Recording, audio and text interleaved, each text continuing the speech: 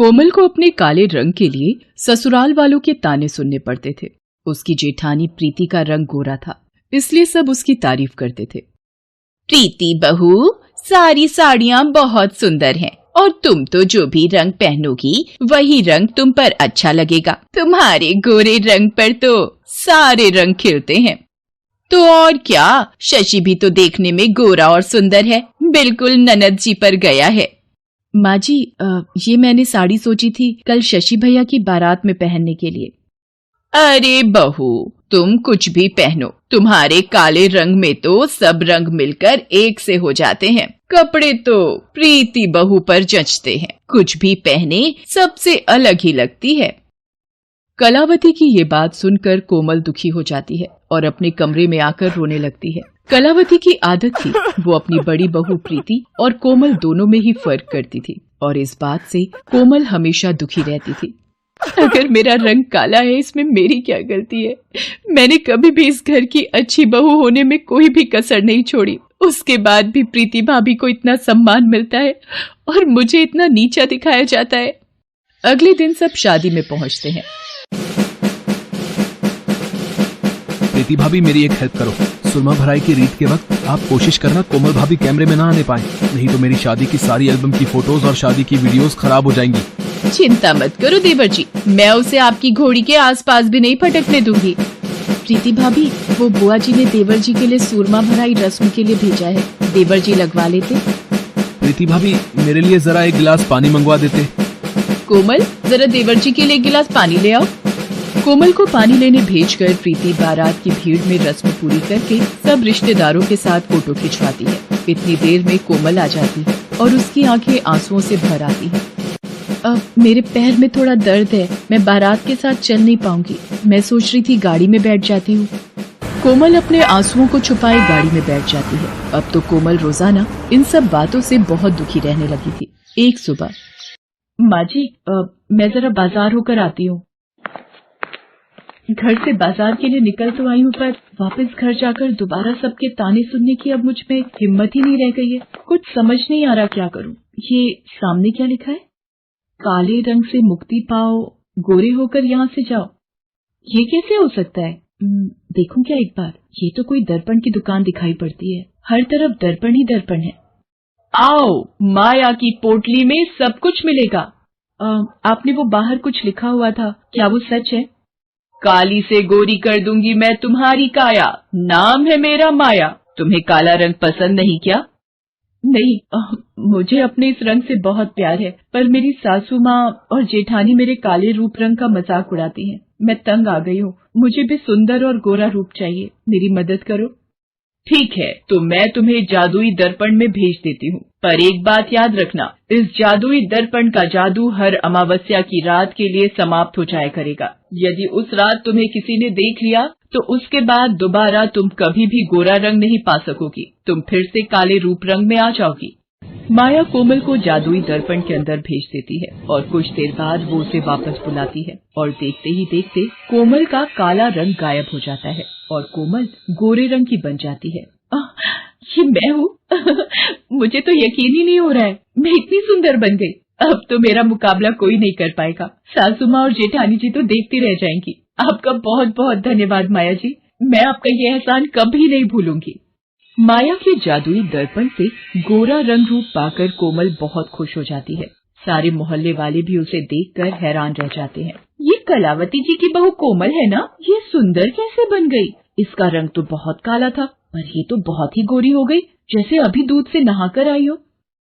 सचमुच बहन, ये तो मानो चांदी सी गोरी हो गई है, जैसे कोई चमत्कार हो गया हो। उल्टे तवे जैसी काली थी, पर इसे देखकर तो लगता है पूरे मोहल्ले में इससे सुंदर कोई है ही नहीं। नमस्ते आंटी जी, पहचाना मुझे? मैं कोमल हूँ, इतने हैरान होकर क्यों देख रहे हो? कोमल घर के अंदर जाती है। हाँ जी, किससे मिलना है? आप कौन है? ये इतनी सुंदर औरत कौन है, जरा देखो तो। माँ जी, मैं कोमल हूँ, आपने मुझे पहचाना नहीं? कोमल, तू इतनी सुंदर कैसे हो गई? और तेरा रंग गोरा कैसे हो गया? तू बाजार गई थी या दूसरे लोग से दोबारा जन्म लेकर आई है? कोमल, आखिर कौन सा चिराग का चिन्ह मिल गया जिसने तुम्हारी काया ही बदल दी? आप लोगों को आम खाने से मतलब है या गुठलियां गिनने से? जब काला रंग था तब आप लोग परेशान थी, आज जब मेरा रंग गोरा हो गया है, मैं सुंदर हो गई हूँ, तब आप दोनों को परेशानी है। वैसे मैं ऑलरेडी बहुत थक गई हूँ, अब मेरा दिमाग खराब मत कीजिए। और हाँ प्रीति भाभी, जब आप पुलाव बनाओगी तो थोड़े मटर ज्यादा डाल देना। पता नहीं आजकल आपको मटर छिलने में इतना आलस क्यों आता है। माँ जी, जरा मेरी साड़ी प्रेस कर दीजिएगा, मुझे शाम को एक पार्टी में जाना है। ये कोमल बहू ही है ना? कहीं उसकी जगह कोई दूसरी तो नहीं आ गई जिसके मुंह से आवाज नहीं निकलती थी? आज तो वो 7वें आसमान पर चढ़ गई है। और ये बाहर लोगों की भीड़ क्यों लगी हुई है? क्या काम है आप सबको? मैंने सुना है आपकी बहू काली से गोरी बन गई है। हमें भी तो दिखाइए, आपकी बहू ने ऐसा कौन सा उपटन लगाया है कि कुछ ही घंटों में वो इतनी सुंदर बन गई। यहाँ कोई तमाशा नहीं लगा हुआ है, आप लोग जाइए यहाँ से। कोई इतनी हूर की परी नहीं बनाई है जो मोहल्ले वाले भी इसे देखने के लिए इतने उतावले हो रहे हैं। कौन था माँ जी? मुझे किसी की आवाज आई थी, कुछ लोग मेरे से मिलना चाहते थे।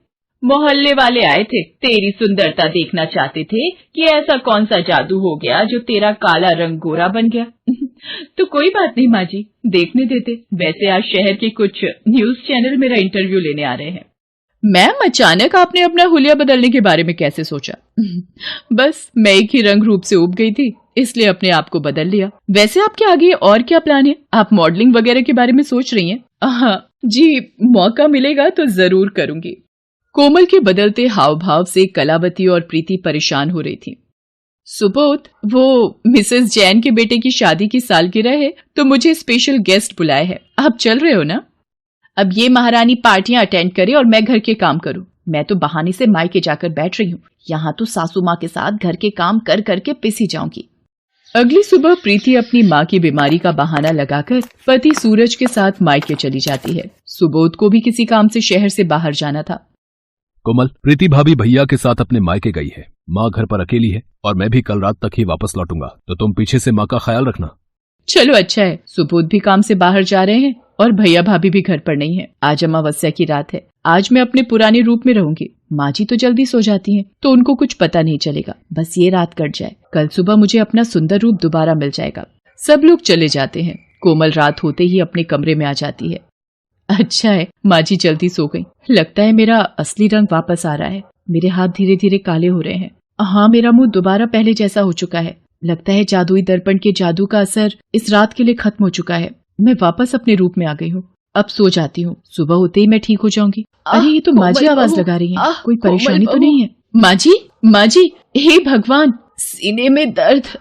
कोमल बहू, लगता है माँ जी की तबीयत खराब हो गई है। मुझे इन्हें अस्पताल लेकर जाना होगा। कोमल कलावती को ऑटो में बिठाकर जल्दी से अस्पताल लेकर पहुंचती है। कुछ वक्त के पश्चात कलावती की हालत में सुधार आता है। कलावती को अस्पताल लाने के चक्कर में कोमल ये भूल जाती है कि उस दिन अमावस्या की रात है और उसे अपना असली रूप मिला हुआ है। कलावती कोमल का असली रंग रूप देख लेती है। कोमल रोकर कलावती को सारी बात बताती है। मेरी प्यारी बहू, गलती तो हमसे हुई है। तेरा तो मन बहुत साफ है। तू तो मेरी जान बचाने की फिक्र में सब कुछ भूल गई। तुझे तो ये भी याद नहीं रहा कि यदि किसी ने देख लिया तो तेरा जादू छिन जाएगा, दोबारा कभी नहीं मिलेगा। और इस सब का कारण मैं बनी। माँ जी, आपकी जान से बढ़कर मेरे लिए कुछ भी नहीं है। आप हो तो सब कुछ है। उस दिन के बाद हर कोई कोमल की तारीफ करता है। कोमल को भी समझ आ गया था कि दर्पण सिर्फ ऊपरी सुंदरता बयान करता है और जो व्यक्ति मन से सुंदर है उसकी हर जगह प्रशंसा होती है।